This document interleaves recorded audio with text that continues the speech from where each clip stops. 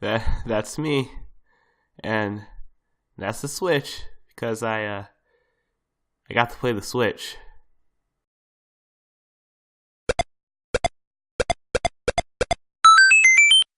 Here we go!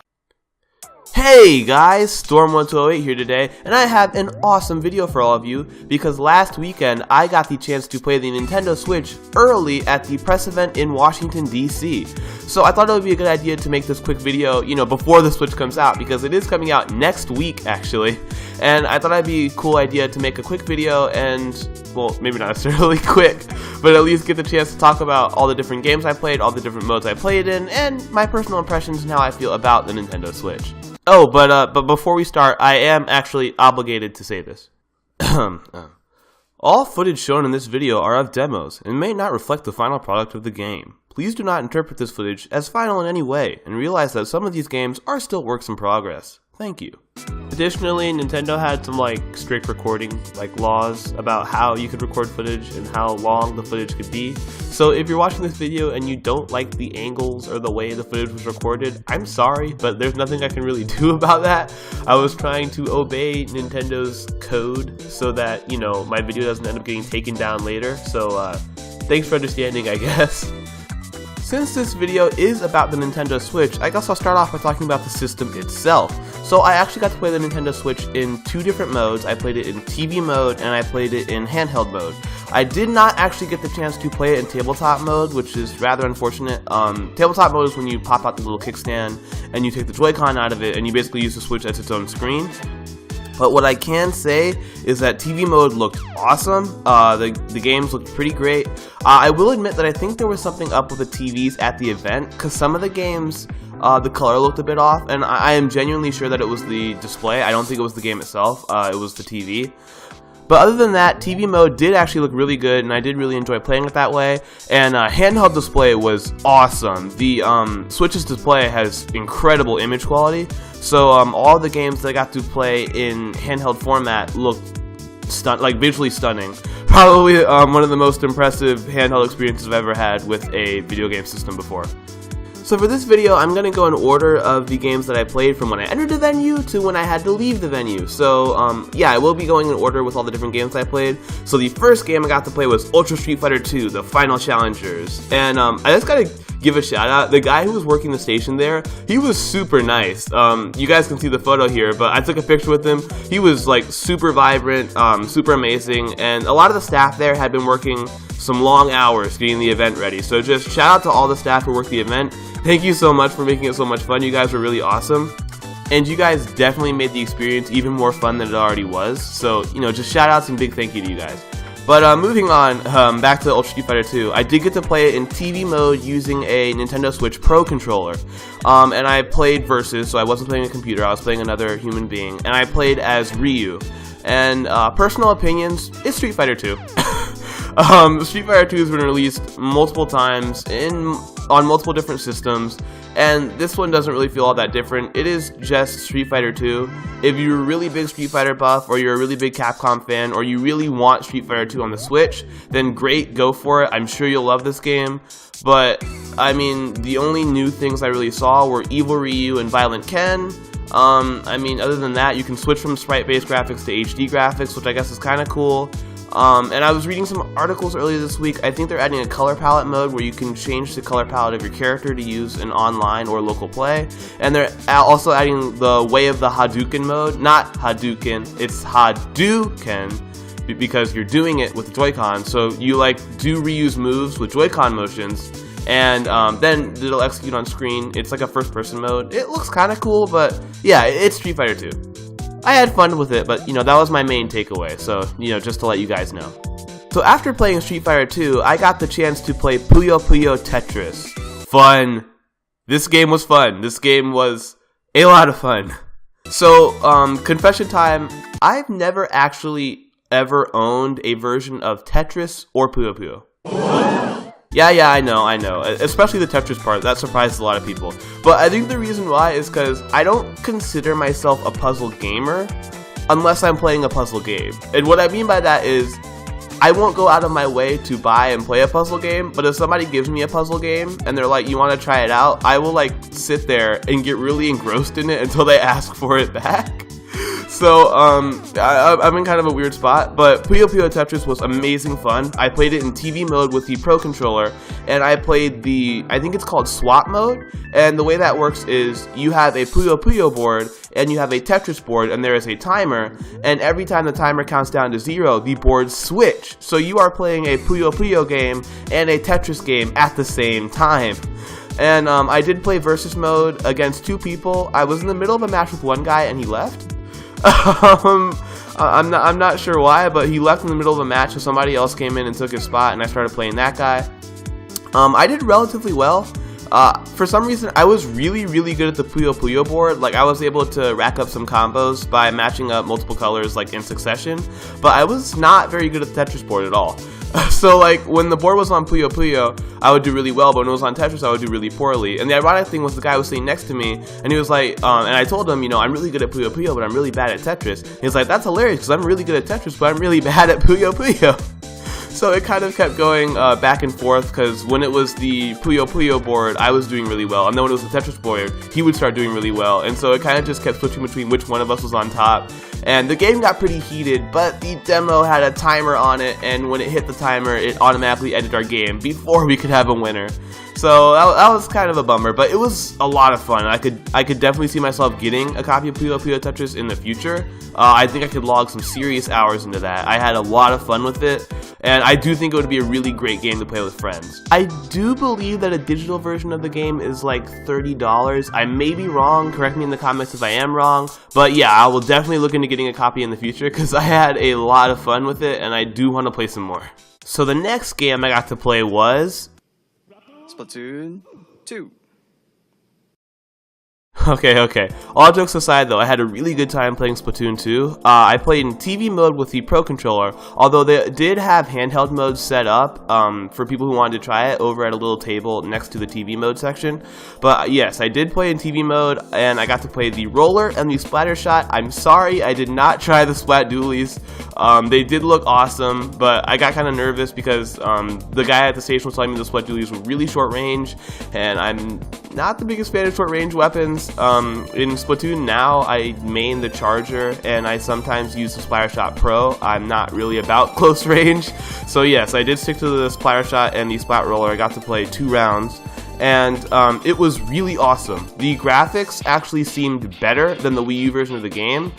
Now, I heard somewhere, I may be wrong, that the resolution and such is the same, which it may be true, but at least it looks better. It looked, in my opinion, better than the Wii U version did. Even if the resolution and stuff is the same, I couldn't tell. It looked better. So, I mean, that's really good. And also, an interesting note, I may be wrong, but I'm pretty sure that nobody on my team had played Splatoon before. So, as you can imagine, we ended up losing both of our matches. Although, and while I admit I was a little bit bummed out, I'm not upset because I do want new people playing Splatoon. If you're getting a Switch and you're interested in Splatoon, please buy it. Let Nintendo know that they have stumbled upon an amazing IP. It's a really fun game. It's really awesome. We need more new players. Jump in, please. We could use more Squid Kids. You guys are awesome. But yeah, Splatoon 2, amazing game. The gyroscope in the Pro Controller, this is very important. Miles ahead of the Wii U gamepad's gyroscope. I did use gyro aiming when I was playing the game, and it was extremely accurate. I only had to center the camera, I think 3 times between both matches, and it reacted to my movements perfectly. It was great for aiming and shooting. I was able to get kills when I wanted to. The basic mechanics like shooting and swimming in ink and such were relatively the same. And I got to try out some of the new stuff, like the new special weapons. So the special weapons I tried out were the Tenta missiles and Splashdown. And the Tenta missiles are kind of like the new Ink Strike. Basically what you do is you look at your opponents, and then you trigger the Tenta missiles. They target whoever you're looking at, and then you press the button again, and it launches them. And it worked really well. It basically sends a rocket barrage to hone in on your opponents and take them out. And then I also got to use the splashdown, which is really awesome. So the way the splashdown works is when it's charged up, if you're on the ground, you can trigger it, your inkling will coat themselves in ink, jump up in the air, and they will slam themselves into the ground, and it'll cause a massive explosion of ink. So that was, that's really awesome. I thought it was a really creative power-up. And what's also neat is if you're super jumping, and I love this so much. If you are super jumping and you have the splashdown charged up, you can use it in midair while you are jumping, and you will land while slamming into the ground. So if there's anybody camping waiting to kill you when you super jump, you can kill them instead and give them a massive surprise. It's really awesome. Super jump kills were something I knew a lot of people complained about in the first game, so this actually may help reduce them a little bit. The only counter I could think about that might actually make that not work is if somebody has a charger and they shoot you after the splashdown ends.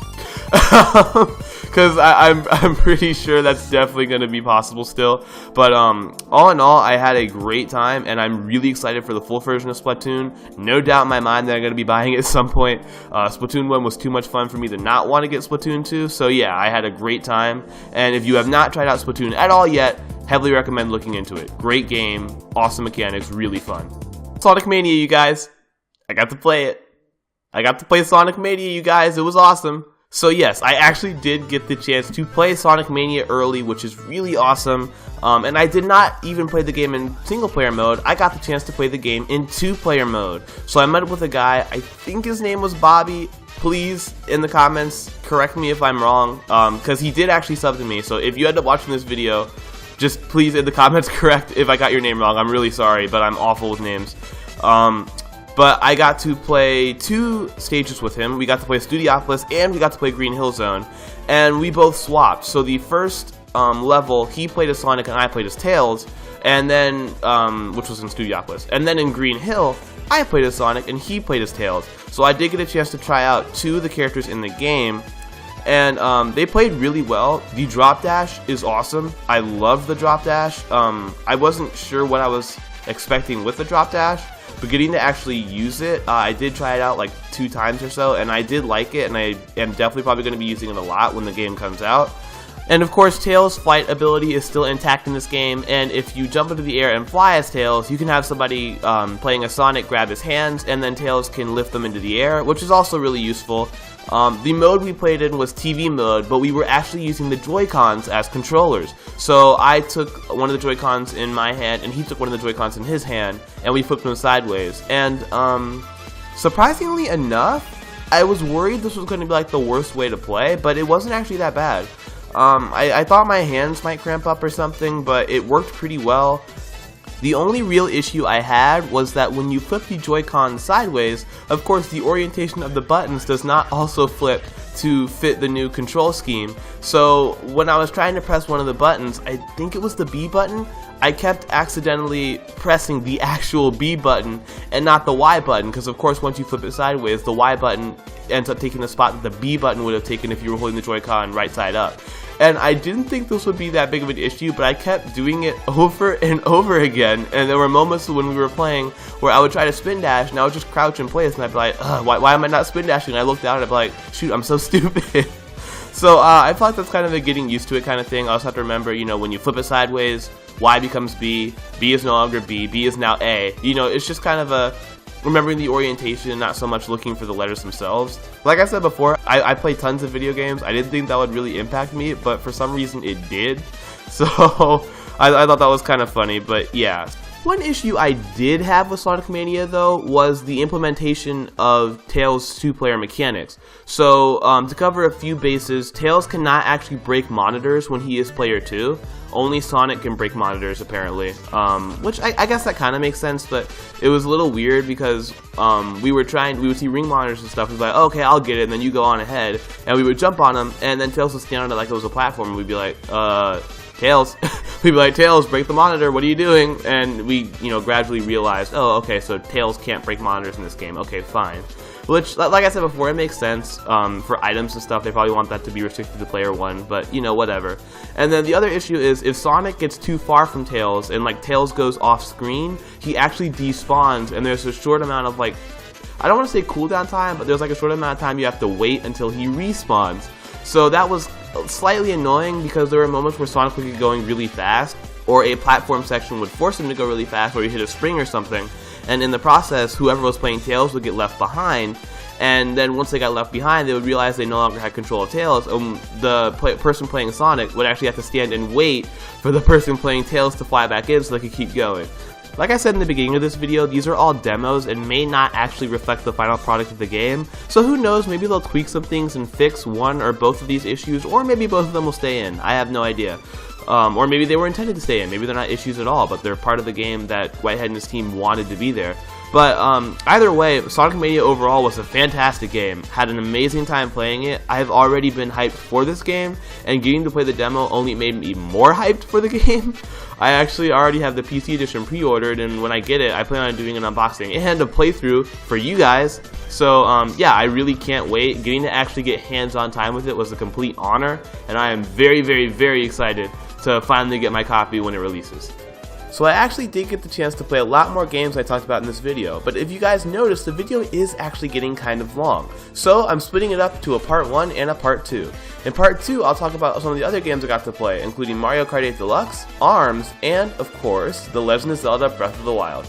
If you guys have never been on my channel before, I'll go ahead and give a mini introduction. At Randomosity Gaming, we make videos about Nintendo, Sonic, and a bunch of other games that we're also interested in.